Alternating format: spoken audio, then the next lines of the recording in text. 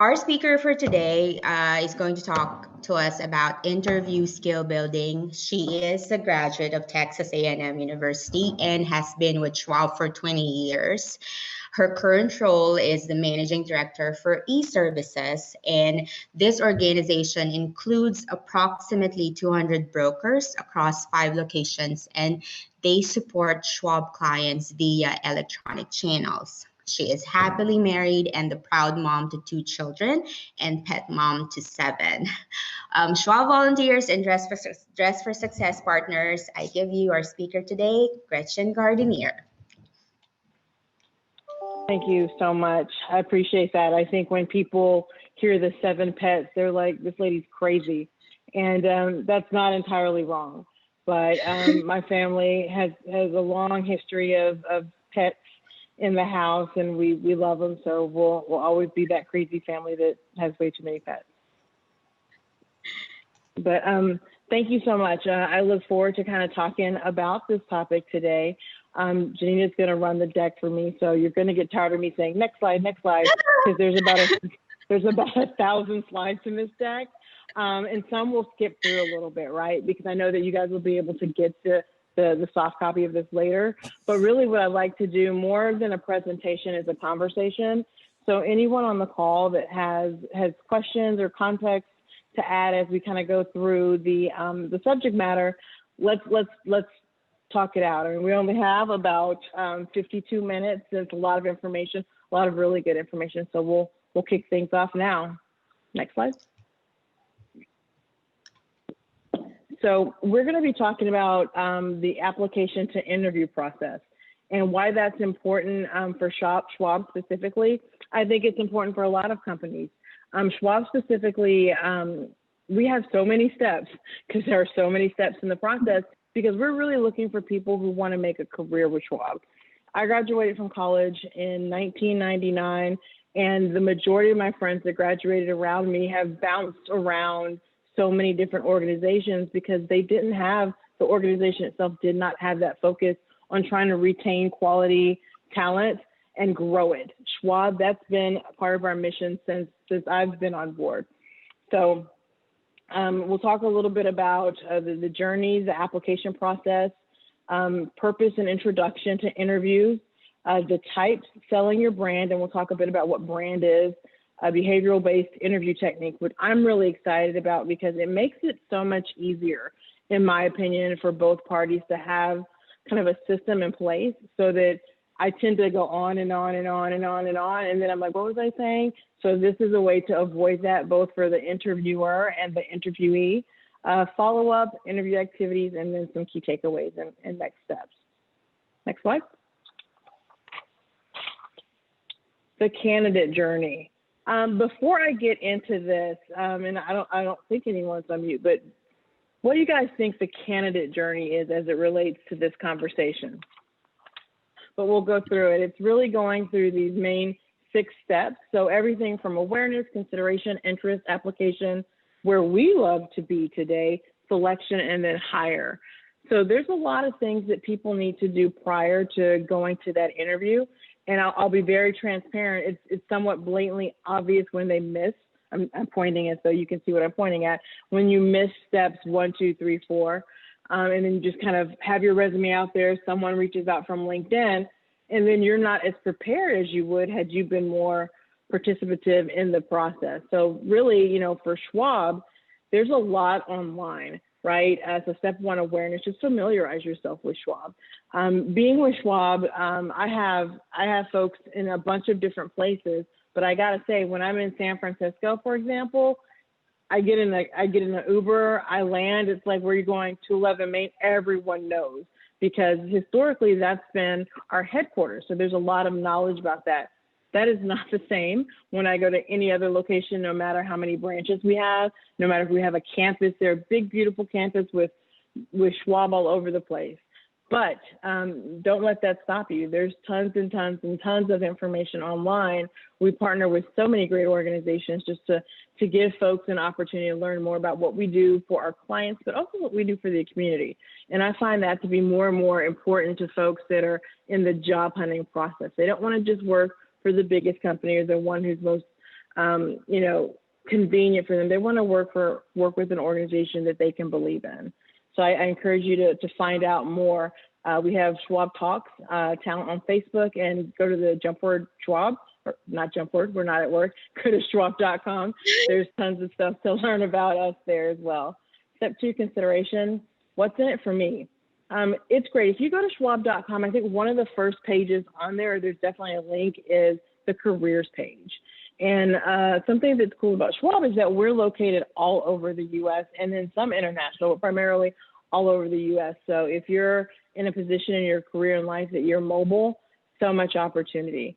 Check out the videos on YouTube and LinkedIn and read the employee reviews and CEO rating on Glassdoor. I know that when I talk to folks in my organization and if they're looking or how do they come to Schwab, a lot of people go to Indeed, go to LinkedIn, and a lot of people go to Glassdoor. I'm half and half with Glassdoor because I think that type of form tends to have people who complain a lot, which understandably, like they left an organization. And then I think people sometimes believe, well, the corporate community is also feeding into that. So I think it makes more sense to go to a more transparent venue. Also, you can visit at Schwab's jobs on Instagram and see what our Schwabies are up to. I found that whether I'm at a recruiting event, whether I'm at a college event, if we just talk to people, you can see the level of excitement. And we have a newer location that we opened in 2016 in Westlake, just outside of Fort Worth. And I remember going there for a site visit and talking to an individual, and they were like, kind of like amazed. I said, "What? How long have you been here?" He's like, "I've been here a long time. I've been here 8 months." And I'm like, well, that's relative, right? 8 months, we'd only been open 10 months at that point. But what I said to this person, and they weren't even in my organization, well, what do you think so far? Because I think it's important. We make a lot of long-term decisions based on first interactions. Like, it's really real. And I said, tell me more. Sometimes you go to these events and everyone's quote unquote drinking the Kool-Aid. Well, we don't need to drink the Kool-Aid because that's just who we are. And we try, it's in no one's best interest for us to mislead a candidate, because at the end of the day, the interview process goes both ways. The interviewee is looking for potential employment and the interviewer is looking to sell their organization. And we don't really look at it like that. It's more to educate individuals so that we make sure that everyone has the right fit at the end of the day. Step 3, interest. What makes Schwab different? Talked about that a little bit, but really we focus on our employees, we focus on our community, and it's not all about the bottom line. At the end of the day, we are a for-profit company. We have shareholders, and we care about them as well, but there's a way to do things that's mutually beneficial for all parties, and that's the approach that we take in everything that we do. So sign up to attend a recruitment event. One thing I think Schwab does really well in this space is we're not just going to the colleges, to the business centers. And I'm going to speak from a business perspective because I'm in client service and support, and it's primarily brokers. But even from a technology standpoint or HR, we don't just go to the colleges and universities and try to pick off those new grads. We are very diverse in our attempts to hire. We looked for military personnel. We looked for people with a diverse background of experience and roles, because we really feel like that's what gives us our quote unquote special sauce. Right? I think any company could say, I'm going to get the top X percentage of these business schools or these grad schools, and you'll have good people, but will you have a good culture? And that's something that's terribly important to us at Schwab. Step 4, application. Has Schwab received my application? That's a very fair question. And I know sometimes after you do some of these steps 1, 2, and 3, you're submitted an application. Maybe you've gone to an event hosted by Schwab and you want to know. It's really easy. You just go in and go to the website and apply, and it'll give you the steps you need to check in on it. There are different times of the year, different organizations. We're super busy, that it may take a little bit more time, but all hiring managers work really closely with our talent advisors to ensure that we're creating a positive experience for those that are interested. And then step 6, you're hired. yay, you got the job. The talent advisor extends the offer to the candidate. But something I'd like to share behind that, yes, you get a call and an email from the talent advisor, but there's a lot that goes into that call. It's not just like, yep, we're going to hire him. It's this is why, and then often there's feedback as well. And I feel like there's no better way to introduce someone to the organization. Next slide. All right, personal considerations, application preparation phase. We talked a little bit about this on the last slide, but there's a lot that needs to happen before you get the job. So, you're gonna have your typical initiation of job search. You're gonna think about things, what's interesting to me, what am I good at, what do I like to do, does this fit in what I wanna do long-term? I think people will see that slice of the pie and think, yeah, that makes sense if you're 22, 23 coming out of college, but we have so many employees across Schwab that this is a second career. I have folks in my organization I have one that used to be an attorney, one used to be a musician, and it's just a different season of their life. And so they may have more in common with a college grad than with their natural peer group. It's always a good idea to have attention and research, right? There's, again, tons and tons. Research Schwab and really any organization. I'm going to go out and be a renegade here and say, in addition to researching Schwab, research our competitors, because that's what I would do, right? So I think it's important to make informed decisions, to make sure that we have the roles at Schwab that align with your skill set and your career plan. I heard that there'll be another conversation around the interest in networking. That's key. Networking, it's not what you know, it's who you know. But I mean, don't do all the work yourself. If you're very thoughtful and methodical about creating a network, it's a whole lot easier to get the job of your dreams. It's a whole lot easier to bring others along for the ride. Some questions you may want to ask is, if you're talking to someone from Schwab at a social event, at a recruiting event, at a community service event, what do you enjoy about Schwab? That's really all you have to say, and you'll get someone talking for a good amount of time, and just see if that really resonates with you. Describing roles in department and their tenure. We have quite a bit of tenure. My group is in service and support, but we have one of the more tenured group of brokers at Schwab. And when I'm doing site visits, I ask, like, wow, you've been doing this for 20 years. You've been doing this for 30 years. What's kept you here? And 9 times out of 10, it's the culture. It's working for an organization that believes in them and promotes them, that they can be proud of. Whenever I first came to Schwab, it was the early 2000s, and financial services were like the lawyers of that time. It felt not great to say I'm a broker, right? Because then people kind of looked at you funny. But when I said I work for Schwab, you could see that kind of respect on their face. So I think it's important to just get as much information, and the information about the role is key. When we write recs for roles, we write them in a way we want to be transparent, but we can't cover everything, right? We have like typically a page, right? And we want to make sure that our candidates know about the role, but we're going to miss some things. So I think it's imperative, if you know someone, what do they really do? Because the rec might say what we do 80% of the time, and you need to make sure that you're on board with the other 20% of work. Submitting the application, that's pretty straightforward. Interview and selection, is the role aligned with your skill set?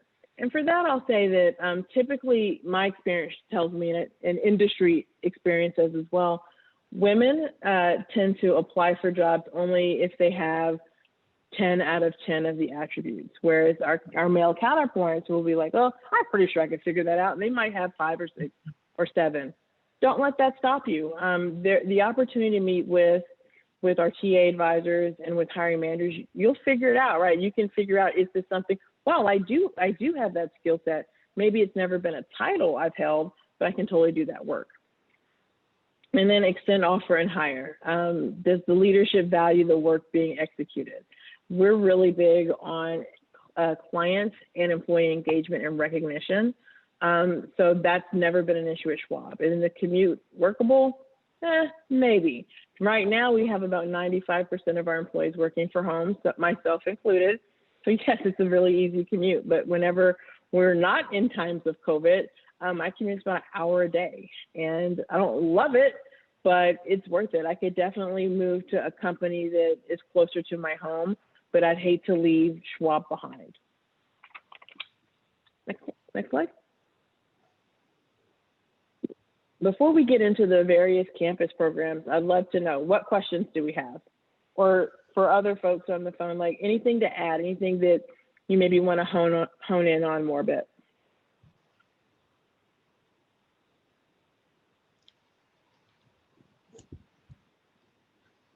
Okay, campus programs. So in addition to our diverse efforts around talent and recruiting, we do definitely work with local. And when I say local, you have to remember Schwab's everywhere in the U.S. So local for Texas, right? And a lot of colleges and universities in Texas, but that holds true in different locations as well. So we have everything from the Intern Academy, which I've got to give a quick shout out to them. They were working on launching the Intern Academy for 2020, and then COVID happened and everyone went home. And they still did an amazing job of onboarding plenty of candidates, of interns across the nation. And I had the opportunity to kind of to go through and judge some of their presentations. And honestly, you couldn't tell that these folks didn't have the full Schwab experience of coming to a branch or a contact center or a campus and really getting to know the organization. Everyone involved with that left them with such a positive experience. There's no doubt that a lot of those folks are looking to work for Schwab full-time once they graduate. In Austin, we have, I'll highlight the Austin one. So we have like the nerd program.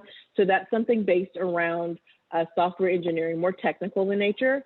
The Intern Academy, that really depends on the location. So it can be, we have them in service, we have them in technology, we have them in marketing.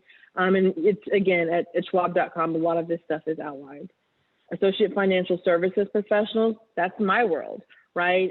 For my group, I typically hire brokers, but within client services support, we are very happy to be a lot of people's introduction into financial services. And when I talk to individuals, who've been there a year, 5 years, 10 years, I'll ask, so why did you come to Schwab and how has it benefited you, or did it benefit you? And hands down, I'm told the support and the training and the continued training. So this isn't a situation where you come on board, you do training for X amount of time and then go figure out how to do your job. We work in an industry that's continuously changing, so we have to continuously update our knowledge and skill set, and that's something that we're extremely committed to. In Orlando and Phoenix, we have advisor services, and then coming back to Texas, we have Financial Consultant Academy. So we have that organization helps folks that want to work in the branch, who want to be financial consultants, who want to be in a more sales-oriented role. And prior to coming to Schwab, I worked full service as a financial advisor, and I did not like it. I loved talking to my clients. I didn't even mind the marketing component, but I didn't like kind of how I felt like it was what's best for me and the firm or what's best for the client. That's never an issue. So I always tell people, when you're starting your career, midway your career, or through your career, if you want to be in financial services sales, Schwab is a great place because you never have to worry about, am I doing the right thing? And so those, the Consultant Academy, we have in Indianapolis, Indiana, and then in Westlake, Texas. And then for participant services, we have positions in Phoenix and Austin. So that's more with retirement, and really, they help onboard people into the industry in that space. Next slide.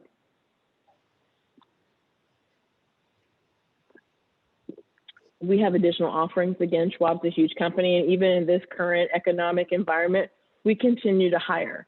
We're hiring like gangbusters. I know within my group, we're hiring about 400 people. And then a lot of the other groups are hiring continuously as well. We're readying ourselves for the full-on integration of our acquisition of TDA, and that takes a lot of people. And we're trying to get the right people in the right role. So looking for opportunities, there's opportunities in human resources, operations, marketing, audit, business analytics, and technology. Next slide.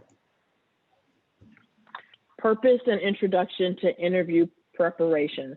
before I start talking about this, are there any questions? Would anyone like to chime in? I will keep asking until someone raises their hand.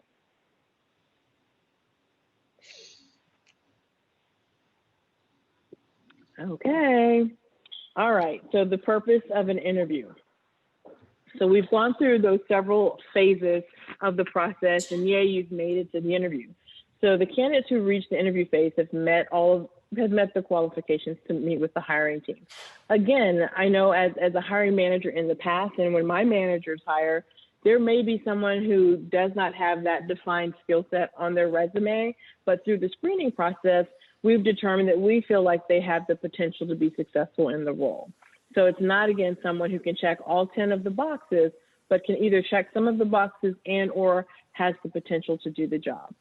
They need to effectively demonstrate work experience, qualifications, skill set, interest, professionalism, and execution, and the opportunity for the candidate and the hiring team to learn more about each other. Again, it goes two ways. We're looking for someone who wants to do the job. You're looking for, do you want to do the job? So we're interviewing each other in a way. And I think for the interview, my approach to interviewing and how sorry about that, Amazon's here apparently.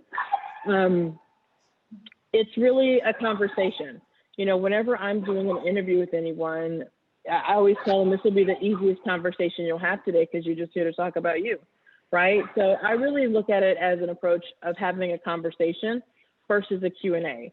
Later in the presentation, we'll talk a little bit about what does that conversation look like, but it's really a conversation. So, you know, you need to think about it in terms of telling a story about this. So if you go and you Google top 10 questions for an interview, that's great. Don't think of answers. Think of it in terms of a conversation.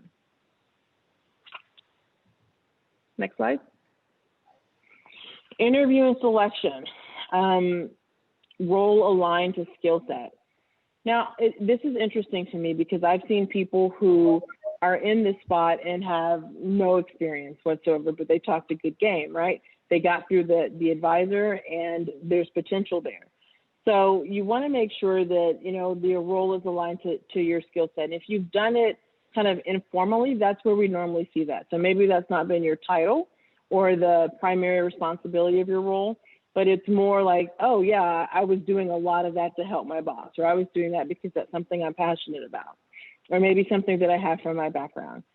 And then you want to think about, does the hiring manager and the candidate goal, is there alignment there, right? Because if you're out of whack pre-day one, it's really hard to get there.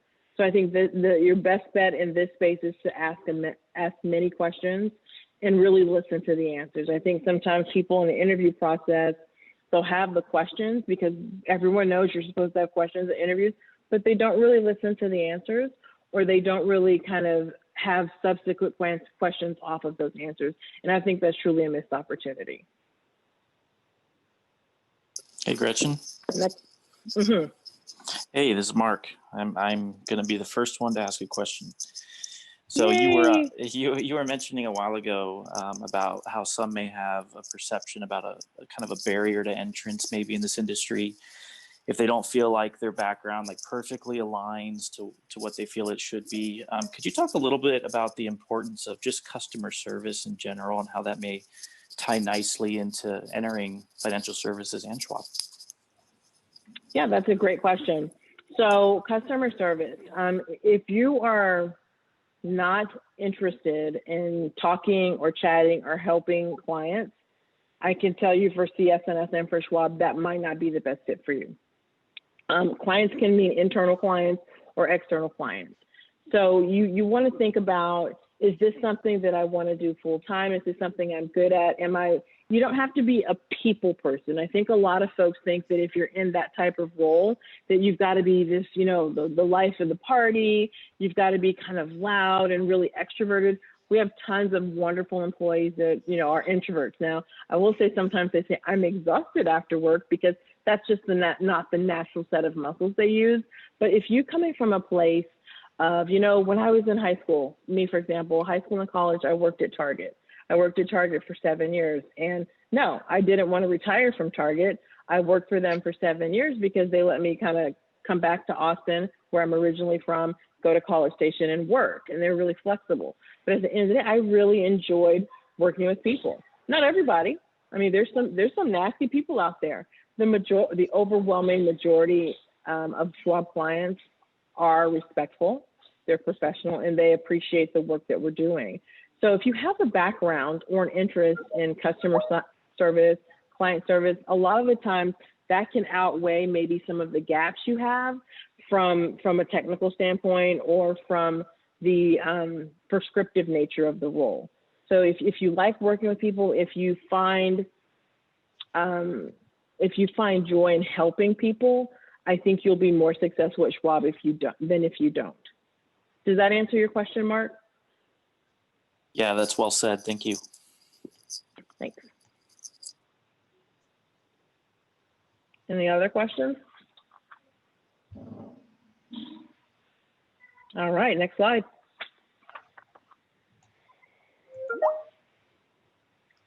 Interview types. So I'll walk through the process, and I'll start with this. These are obvious. I mean, if you don't know that you need to be on time for an appointment, there's a whole other set of meetings you need to attend outside of this one.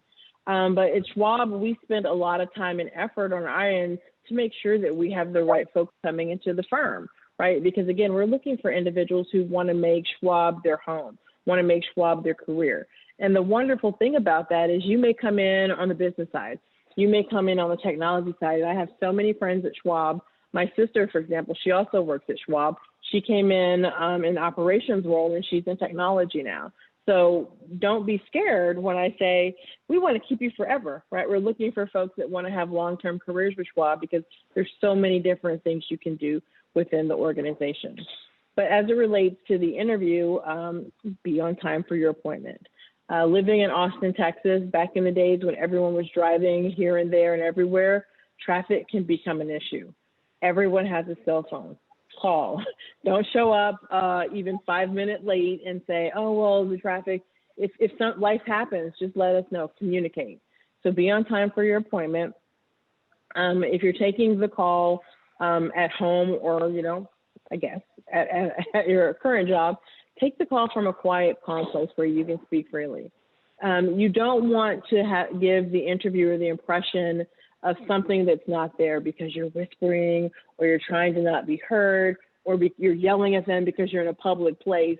You want to make sure that you give this process the respect that it deserves. You need to prepare for your call. Read and know the job description for which you applied. My personal tidbit, print it out, right? I'm a little terrified right now. I've had connectivity issues all day that I'm going to disappear.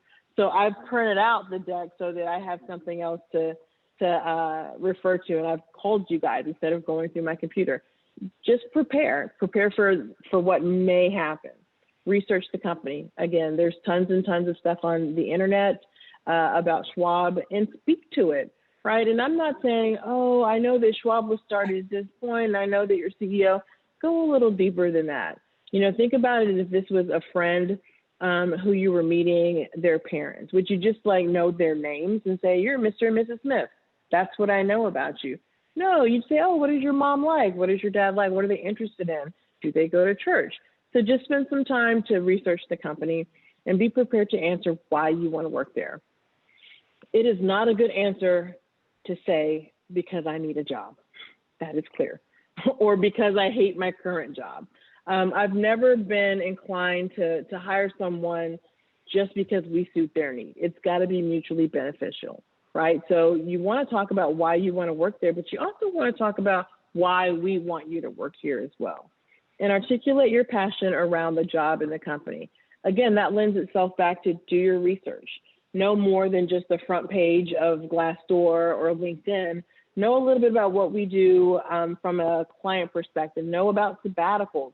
Know about volunteer week. Know about a little bit more than just the basic fundamentals of the role that you're applying to. Take the time to learn more about the company.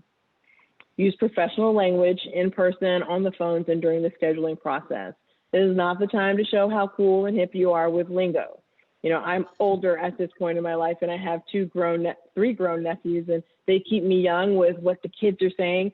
would not share that on an interview, right? Just be articulate, but don't feel like you've got to, if the word is it, that is the word. Don't think of a larger word, something complicated. You know, it's not a vocabulary test. We want to know about you, not that you have a thesaurus at home. And then prepare, let me scroll down a little bit. Janina, can you scroll down just a bit? Oh, prepare and ask questions. Oh, you're fine. Prepare and ask questions about the role, the hours, compensations, expectations, training. I'm going to beat this horse even further. You're interviewing us just like we're interviewing you. So let's make sure that we all have as much information as we can in our time together to make a good decision. I know it's uncomfortable to talk about compensation. And I don't know if we have HR on here. My understanding is that like we can't really ask you about like, well, how much are you making where you are? That's just not a question we can ask anymore here in Texas. So I think it's just clear. It's a good idea to set expectations for everyone on board, right? If this is a job that pays $50,000 a year, you're not willing to accept anything under 95, this is not the job for you. Now, there's sometimes flexibility based on your background and what you have to bring to the role, right? And we have some flexibility there, but if we're at A and you're at Z, there's no point wasting each other's time. Again, talk about the role. Don't just go by title. In my career, I've had a lot of people kind of go through my organization, and when we're talking about career planning, I'll ask, so what's your next role? Oh, I want to go into product management. Oh, that's really exciting. Tell me why. Because so-and-so went there? No, like you need to know a little bit about the role. Tell me what is exciting about that role. What do you think the comp looks like? So these questions, this is the time to ask those questions. Next slide.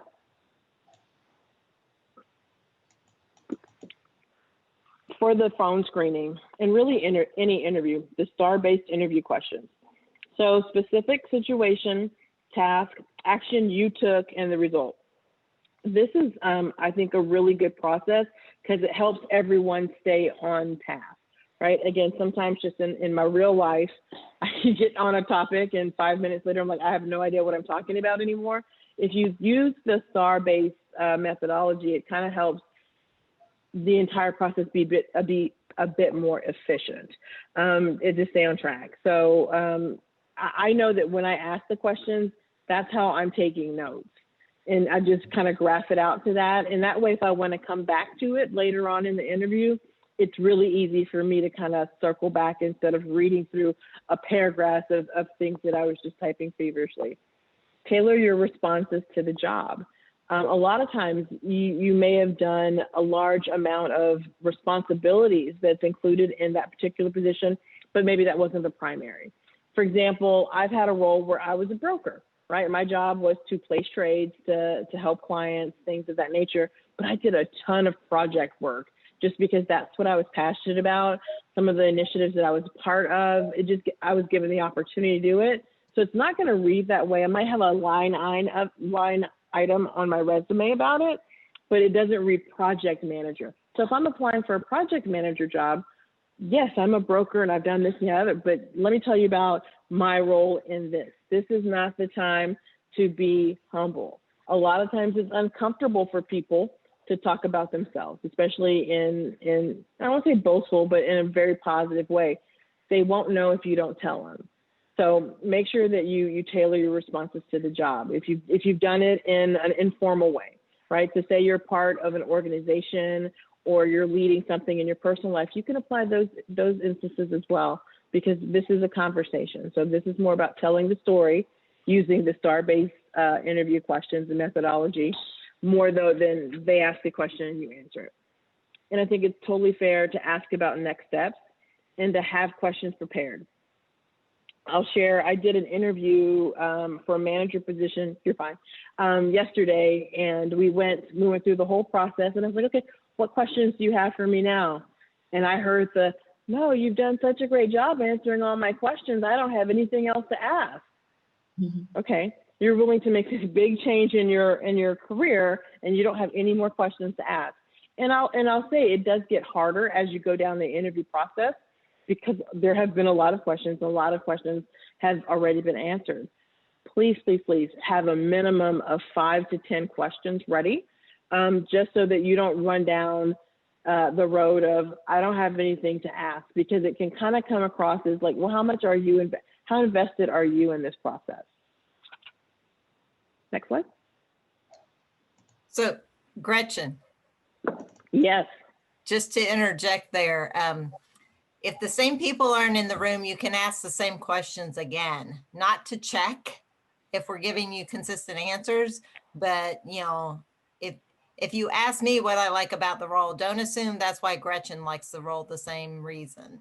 You know, if you ask me, you know, what surprises I got at Schwab after I joined, you know, my answer is going to be different. So reuse your questions if you need to, but just be curious and ask anything that comes to mind as it relates to like what your experience will be like when you start. That's a fantastic call out. And also, if you feel a little nervous, start asking them about themselves. People love to talk about themselves. I think that's a pretty universal rule in their experience.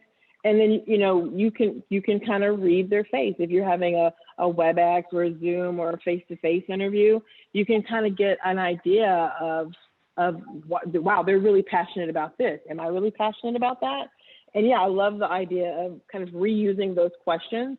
And honestly, you should have different questions for different levels of the interview process, because a talent advisor is going to be asking a whole slew of different questions than the hiring manager or the panel of hiring managers. So I think that's a good call out. Or if maybe you thought about it and you had a subsequent question based on that subject matter, go back to that same question. Thank you for that. So going through the interview process prior to the interview day, if you have any type of disability or you need an accommodation, Schwab is fantastic at that. Just let us know. Like, especially if you're going in, we've never met, like we don't know how we can accommodate you unless you tell us. And you don't want that to take up any of your time that's been allocated to meet with the hiring folks. Review the job description. Again, I really strongly advise you to have it with you, just to make sure that, again, you're tailoring your answers around that role, right? And that if where there's questions, you make sure you can dig in, because it's stressful to interview. And if you're just trying to wing it and go off of memory, you will forget. And it doesn't really come across great to say, I know the rec said something about, you know, it's better to have a clear question, and you can do that a little easier if you have the description with you. Brainstorm stories to share during the interview. Again, I think an interview should be more like a conversation. So and think about it in categories, right? So if you're applying for a job in customer service, they're probably going to ask questions about customer service. There's probably going to ask questions about you, like resiliency, right? Like when was the time you struggled? When did you have to overcome something? So have all of these stories, and have more than one or two, because everyone has a different personality. And you may be talking to someone who's very, very refined, very straight-laced, and you know, maybe they're not going to respond as favorable to a story that's less around a job, but more about maybe an organization you're a part of. So I would say have multiple stories ready. Review this one I thought was funny when I was reading through this. Review the LinkedIn profile of the hiring manager. It's good to know. It kind of creeps me out when someone's like, yeah, I know this, that, and the other about you, right? I think it's good that they put forth the effort. You don't have to call it out by word though, but it's like, oh, I know that you've been with the firm for X amount of time. Also understand that LinkedIn's not always 100% updated or accurate. So grain of salt there. And then this is something that I don't think people do nearly enough: practice interviewing in front of a mirror or with a peer, or even record yourself. I can speak from personal experience, most awkward thing ever, but they can see things in you that you can't see, right? You can, like, my word that I use too much is kinda. And I learned that through recording myself. Now I kind of try to stop doing it, but I still do it. So I think that's a really good way just to become a better speaker, but definitely helps in the interview process. Day of the interview prep, arrive at least 15 minutes early for your interview. Don't show up an hour early. You're just going to be waiting. And people feel bad. Like if someone calls my office and says, so-and-so's here, it's 2 o'clock, they're supposed to be here at 3, I feel pressure now, even though it wasn't my decision that they showed up an hour early. So don't feel like I'm going to show how interested I really am. 15 minutes is fine. Attire, business formal, business professional. You can't really overdress for an interview. No, don't come in a prom dress or tuxedo, but even if you come in a full suit and the person who's interviewing you has on khakis and a polo, they already have the job. You're trying to get the job. So you cannot be overdressed for the interview. You'll see this. This is an ongoing thing. Review the description, and then prepare notes and stories. During the interview, again, using the STAR methodology, focus on each question, address all the interviews in the panel. I think a good tip is if you don't already have it, when everyone's making their introductions, write their name down. People generally don't like to be referred to as you, or if you only remember one person's name, so write their name down. If you didn't hear it correctly, I missed that. What was that? I think that's helpful. This is your opportunity to tell your stories, share your experiences, and demonstrate your skill set. And be prepared to ask questions post-interview. Again, have that list 5 or 10 questions. You can reuse some of them, but make sure that they know how engaged you are about this process. Next slide. Selling your brand. Who knows what a brand is?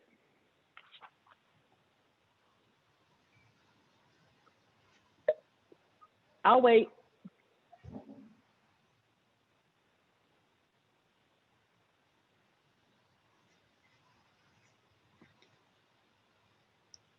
Tough crowd, man. All right, your brand. I think of a brand as what people say about you when you're not in the room, right? And I think it's always interesting that people don't protect their brands as much as they should. I know that there's different organizations out there like that you could hire because your online profile looks questionable or this has happened. Your brand can be built and destroyed in a minute. So we want to make sure that you create the right brand and that you're selling it. Some ways to do that: you got to prepare, reflect on how you plan to share your personal brand. Like what do you want them to think of when they think of you? For example, my brand, I'm a hard worker. I'm an inclusive leader. I'm someone who wants to help others. I want that to, like, you don't know anything about me, you should know that about me. Make sure your LinkedIn profile is current and demonstrates your personal brand. There's a lot of tips and tricks out there. LinkedIn even has some services to make sure that your brand reflects what you wanted. And for example, I've seen resumes that read as doers versus thinkers. And, it's the same person. They didn't change. It's just how you cultivate that brand. Should clearly and accurately share your education and work experience timeframes. I love that we called up accurately here because I've seen folks that will put bilingual and blah, blah, blah languages and they can read one line of Spanish.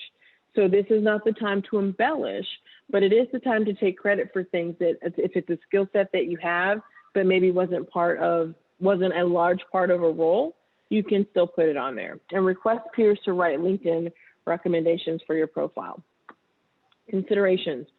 You want to think about what content information you want shared publicly. Does it tell the story you want Schwab to experience? I know that, and I don't know if it's more or less in the time of COVID, but when LinkedIn first came out, it was just business, all business. Now I'm seeing people's kids, I'm seeing life events, and that's not a bad or a good thing, but you want to make sure that you're cultivating that brand in a way that is non-offensive, right? That if this is who you are and you're going to be offended by this is who I am, you probably shouldn't work for that organization, but you just want to be mindful that it is out for public consumption. Next slide.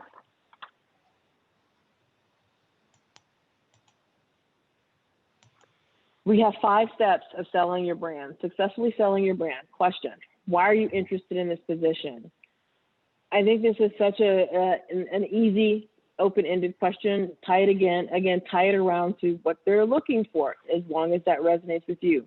So before you answer the question, repeat it, and it gives you time to slow down. As you guys have all heard for the last 50 minutes or so, I'm a fast talker. This is a big deck. But you want to make sure that they understand that you understand the question, or maybe you need to get clarification. There's nothing wrong with saying, it's a great question. I'm not really sure don't say, what do you mean by that? But I'm not really sure. Could you elaborate on that? Nothing wrong with that. This confirms that you understand the question and provides enough time for you to answer. Another tip is, if it's knee deep in the interview, I've gone through a gallon of water, you need a second, that's a really great question. Let me think about that for a moment. Nothing wrong with that. Tips, this is a warm-up question, be brief, introduce yourself with an elevator pitch. Who's familiar with elevator pitches? Would you like to share? No. Okay, cool.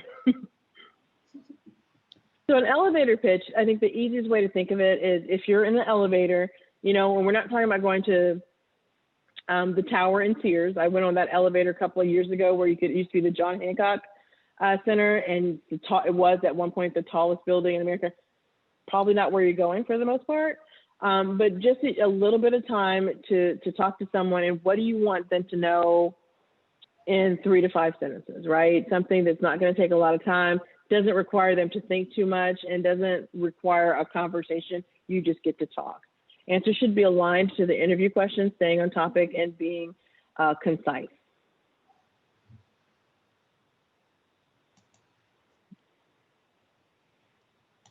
Building and maintaining brand credibility. So we put a lot of hard work in building our brand, and we want people to think XYZ when they think about us. And we have to maintain that, because we're going to continue to grow and evolve, and our circle of friends and colleagues is going to continue to grow. So we want to make sure that we're maintaining that brand. So you just want to think about, how do I demonstrate my brand in the application process and during the interview? You really want to make sure that it's consistent. You don't want the hiring manager to think, well, I thought it was this, but it seems like it's this. And then there's the big question, what else did I miss? So you want to make sure it's consistent.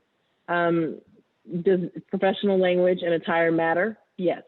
What impression do I want to leave with the recruitment team? You want them to, ideally at the end of the conversation, you're like, wow, I really like Janina. She was fantastic. She's so smart. You want them to feel like they know you as a person. And it's not anywhere in this deck, but I always, when I'm prepping people for interviews, be likable. And that's not, brown nosing. That's not smiling too much. But remember, you're a human being talking to another human being. Try to be likable, smile, engage, eye contact, a lot of those nonverbals, because I know, again, it's a nerve-wracking process for some. It makes some hiring managers nervous to do it as well, because maybe they're just not the most extroverted type of person.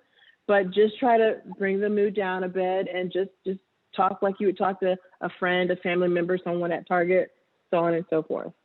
How do I prepare for my next role? Start with an honest assessment of skills, knowledge, and abilities, and request feedback. Feedback is a gift.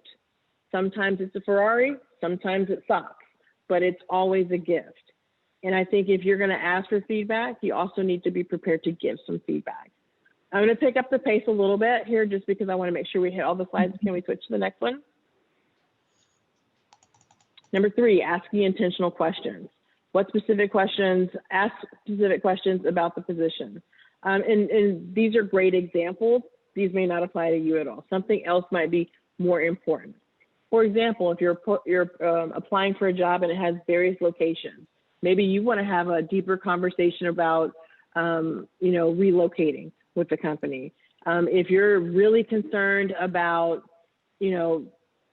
benefits, right? That's something that's key. Maybe you have a special circumstance. Maybe you want to have a deeper conversation around that, but you want to be specific to what you want to know, because again, we're looking to make decisions on both sides. Ask the interview about themselves. Again, if you're all out of questions, you're nervous, your mouth is dry, ask a question about them. And this isn't time to ask like personal questions about them, but tell me a little bit about your leadership journey. What's made you stay at XYZ company for 15 years? What's been your favorite part of working here? What's the most challenging part? You get people talking about themselves, you get a little bit of a break, right? And then they'll remember that interview a little more fondly, because again, it was a conversation versus just a Q&A session. Next slide. Be your own advocate, be prepared. No one can want the job more than you. I think a missed opportunity for many, again, is not partnering with someone and doing a mock interview, mock Q&As, recording yourself, do all of those things so that you know what you need to work on. But when you're there, this is not the time to use this type of verbiage. I think, no, you need to be more definitive in your language. You need to be your own advocate. So instead of saying, I believe I'd be really strongly at XYZ, I would be very strong. I have this in my background. I know that I can do these things. So take your resume and your cover letter, and I'll even add to that, depending on the role to which you're applying, a 30, 60, 90. So basically like a game plan on what you plan to do and role for the first 30, 60, 90 days, a business case, if applicable. You can't give too much information. I know that I've interviewed folks. You guys saw my form exercise at the beginning with all of the pictures. I was interviewing someone for a director position, and they had that part of their packet. I'm like, I love it. I know more about this person. We don't have to have chit chat, small talk, and there's an immediate connection. Summarize and show interest. Come prepared with 5 or 10 stories that you want to tell, and listen to the questions. Focus on specific sharing examples. And again, when you do that, use the STAR method. Mm-hmm. Another place that I think Schwab does a fantastic job is our commitment to the military, current and former. So highlight military skills and projects. If this applies to you, focus on skill sets and competencies. Avoid using ranks and military acronyms during the interview. We won't get it. Now, we now work with USAA, and that might be different for them. But if you tell me a bunch about military, I'm just going to be, that's really cool, but I'm not going to know too much about it because that's not my background. But know that this is someone who's got to self-identify. We don't go in a database and look for all of the military folks in XYZ area. This is something you have to share, but once you share, leverage it. Next slide. And be proactive with your follow-up. Ask about the next steps, email or mail a thank you note. It's really hard because a lot of people aren't in the office, so this is going to be really email. And I have horrible handwriting. I would not do that to someone. So email them, and even don't wait until you hear back. You should honestly have your email ready to go, and you're done with the interview, send it then. And then a thank you note. I think this is the best thank you note I've gotten was one, honestly, that someone didn't even get the job. But we were able to have a really good conversation. I was able to get feedback, and that gave them a kind of the strength or the feeling to go and pursue something totally different because they weren't a good fit for the role that they were applying for with me. So you can get a lot out of a thank you note. Speak to the passion of the role and then reiterate your interest. But again, customize it. If you know at the end of that meeting, like, I don't want that job, like, don't send a thank you note trying to get the job. Thank them for their time. I think because we have 1 minute left, we're gonna end it here. Selling your brand, dress for success. Again, your brand is something that you create, but you don't do it in a vacuum. You can have an idea of what you want your brand to be, but if you're doing things that are inconsistent with it, your brand is going to be cultivated by someone else. So take back that power, take back that control, know your brand, sell your brand. And with that, I will close out. Well, thank you so much, Gretchen. That was an amazing presentation. I know that I learned so much, and it sounds like everyone else on the call did too. So thank you. And thank you, Janina, and all the other Schwabies that joined on this call today. And again, if you had signed up for a one-on-one interview, please check a one-on-one career coaching session. Please check your email after this. So yeah, thank you, Janina. Thank you so much, guys. Thank you so much, Amanda. Thank you so much, Gretchen. Thank you, Schwab volunteers, and thank you to all the people, Dress for Success clients. Thank you, guys. Bye, everyone.